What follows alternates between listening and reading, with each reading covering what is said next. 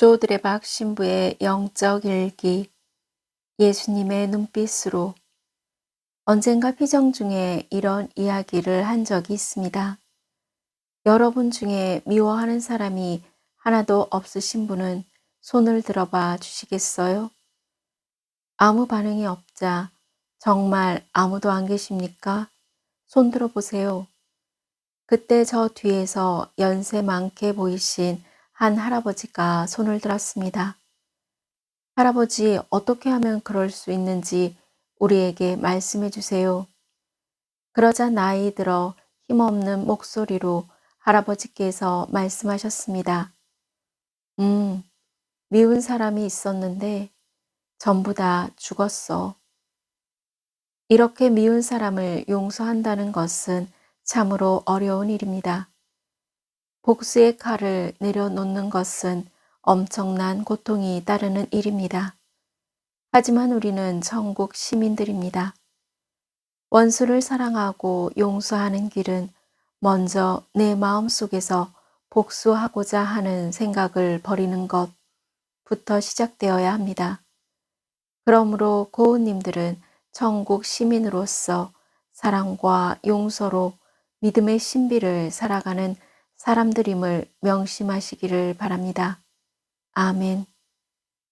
오늘 복음을 보면 예수님께서는 제자들에게 율법으로 갚는 것이 아니라 사랑으로 갚아주기를 원한다 라고 말씀하셨습니다.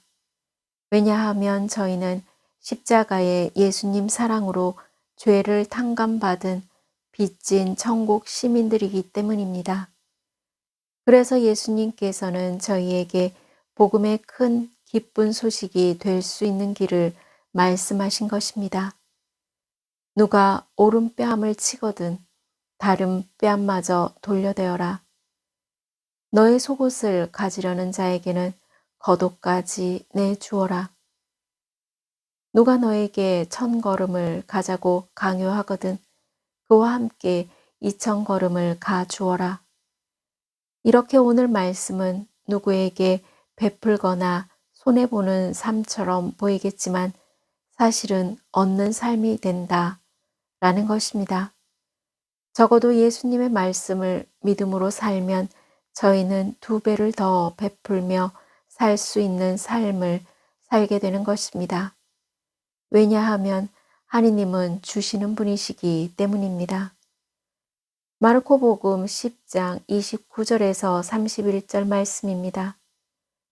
누구든지 나 때문에 또 복음 때문에 집이나 형제나 자매, 어머니와 아버지, 자녀와 토지를 버린 사람은 현세에서 박해도 받겠지만 집과 형제와 자매와 어머니와 자녀와 토지를 100배나 받을 것이고 내세에서는 영원한 생명을 받을 것이다.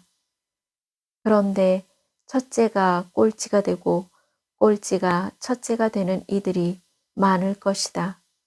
아멘. 사랑하는 고은님들, 저 두레박 사제에게 말씀의 기쁜 소식이 무엇일까? 라고 묻는다면 이렇게 말할 것입니다. 십자가에 계신 예수님께서 저희를 가장 따뜻한 눈으로 바라보시고 감싸주시는 예수님의 눈빛입니다.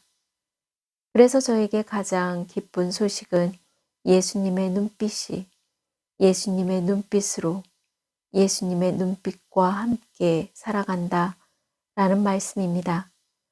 중요한 것은 예수님께서는 복음의 큰 기쁜 소식이 될 수 있는 길을 걷기 전에 해야 할 일을 분명하게 고은님들에게 말씀하셨습니다.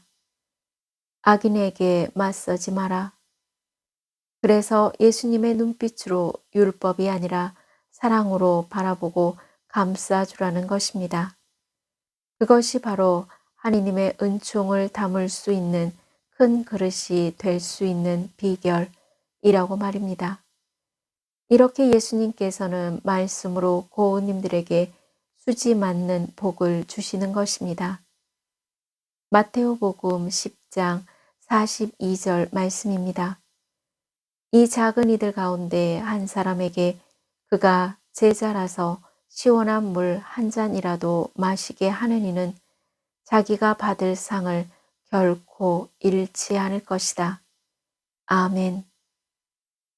저 두레박사제도 예수님의 눈빛으로 바라보고 감싸주는 사랑과 용서로 몸과 마음이 아픈 고은님들과 아픈 이들을 돌보는 고은님들, 그리고 고은님들의 자녀에게 주님의 치유와 회복의 은총이 임하시기를 기도합니다. 영적 일기를 마무리하면서 순간마다 고은님들이 예수님의 눈빛이 예수님의 눈빛으로 예수님의 눈빛과 함께 살아간다 라는 말씀으로 믿음의 신비를 살아가면서 무슨 일을 하든지 하느님께 영광을 돌리고 수지 맞는 복으로 치유와 회복의 은총을 누리시기를 주님의 이름으로 강복합니다. 아멘.